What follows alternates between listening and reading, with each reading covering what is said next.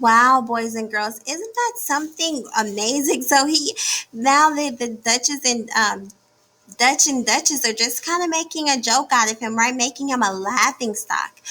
So we're just gonna look.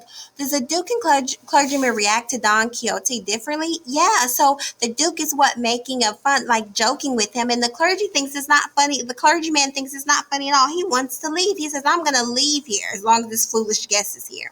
And how does the Duke and Duchess continue to have fun with Sancho? So he's telling him, "Oh yeah, you're the Sancho Panza, right? If you look at the bottom of this page where he talks about, aren't you the Sancho Panza that he promised his island?" So they're all just making fun of him.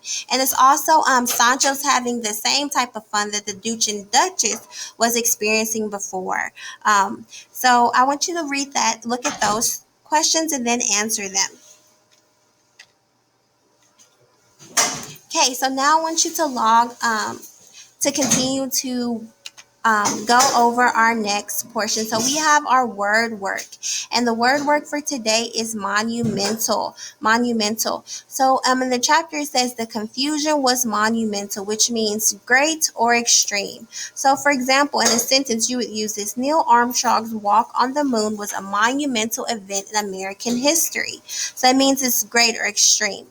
Okay, so for this assignment, if you agree that this sentence that is an example of something extreme or monumental, you're going to put agree. If you think it is not an example of being great or extreme or an example of monumental, you're going to put disagree.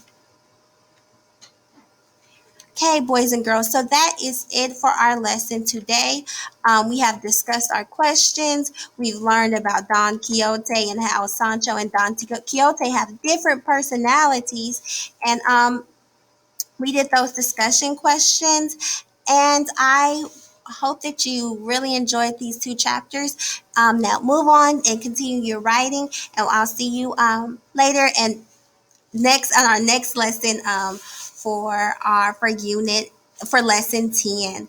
Bye until next time.